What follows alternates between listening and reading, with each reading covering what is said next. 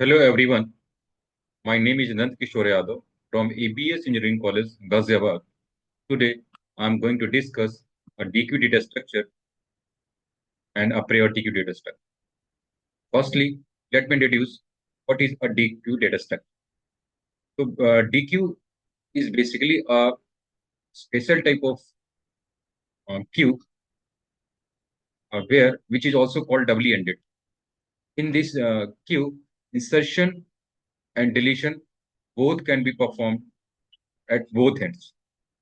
As we have already seen in queues, uh, insertion is done at one end and deletion is done at other end. But in the case of doubly ended queue, it's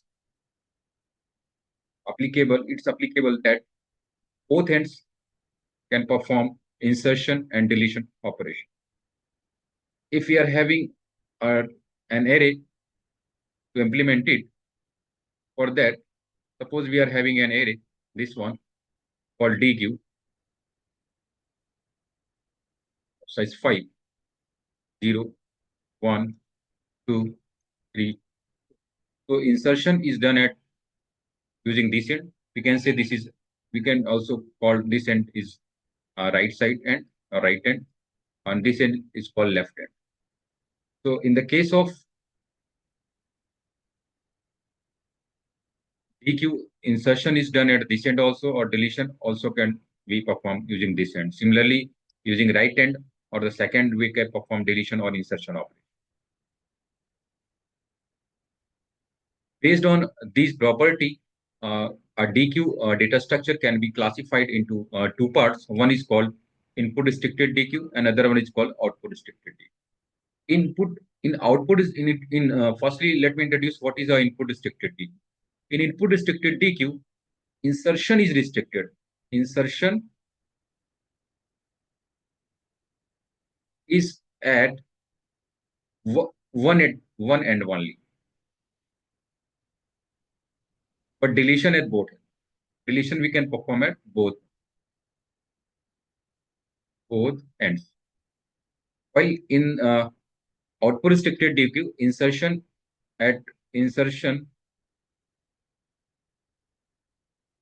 one end, at both ends. Okay.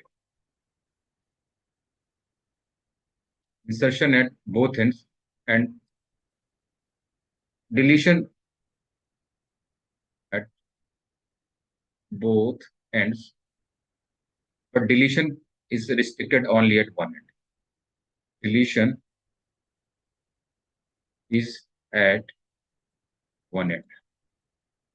So in this way, we can perform operation on output restricted DQ.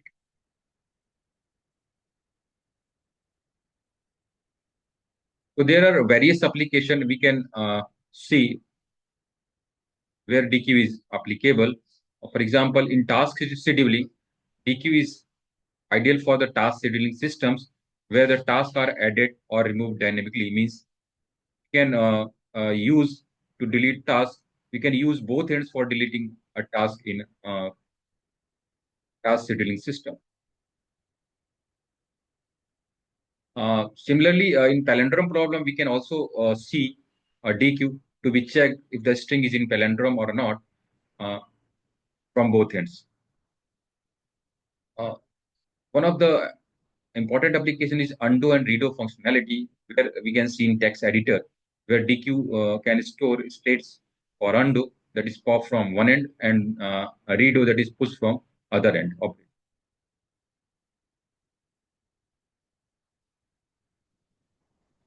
Now let me introduce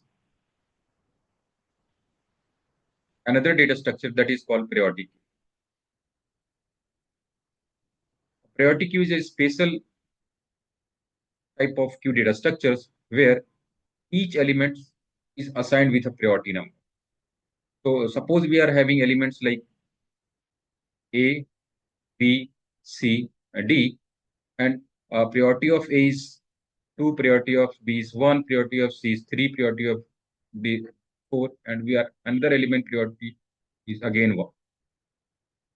So here are two elements A and E which are having 2 priority. B is 1 priority, C is 3 priority, D is at 4 priority. So this is the data and it is a priority number. So in case of priority key, we are having another information that is called priority number. Based on this information, there are two rules we have to follow while implement a priority. So first rule is that elements with high priority are processed before low priority elements. So high priority elements are processed before low priority elements. In second rule is that if the two elements are having same priority, then again we have to apply first come first serve basis. Means they are typically processed into the order they were added into the. Suppose we want to insert A onto DQ. So suppose this is first information A we have inserted and its priority number is 2. Second element is 1. So if we are applying priority queue, then B is inserted before A. So in this way we can, here is the B of priority number 1. And then it is connected to this. At last, if we are inserting C, so priority number is of C is 3. So from here we have to convert. Suppose your starting node is this one. From here we have to check the priority number. Is the 1. Then we check priority number of second node is 2. Then 3 is inserted after that. No. So this is third priority number of informations. Now, if you want to insert the fourth element, which are having fourth priority, then what we do, we again check from the start and comparing with the first node, then second node, then third node. Again, priority number is 4. Then we can insert B at this position with the 4 priority. Now, suppose we are having priority 1 or 2. Okay. So where we have to insert E in this case. Okay. Now, priority number of element E is 2. So again, we have to compare with the starting node. So value of start priority number, value of first node is 1. Then obvious, this node will be after this. Then second node is A. So again, priority number is 2 and priority of E is again 2. E is also 2. So here second rule we have to follow. So E is inserted after 2. Before that, we have to check the priority number of next element also. That is, so when the priority of inserted element is lesser than the element we are processing, that is greater than the priority of E, it means that the E will insert in between A and C. So here we have to insert E. This element having priority. So here we can link this node to this. Okay. So in this way, we can insert or delete or process each node from the priority key. If you perform deletion operation, then obvious the first priority element we have to delete first, then second element, then third element, then fourth, and here. So in this way, we can create a priority queue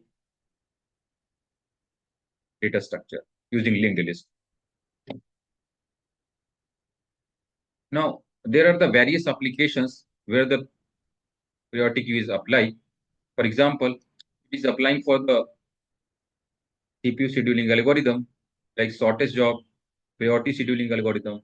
In task scheduling, it is used for in the operating system or cloud computing. Digital algorithm also used priority queue to find the shortest path in a graph where the priority queue stores the node with the shortest distance eliminates. Another example is Huffman encoding. It is done by using the extended binary where the priority key is used to give the priority of the shortest weight or the smallest weight element.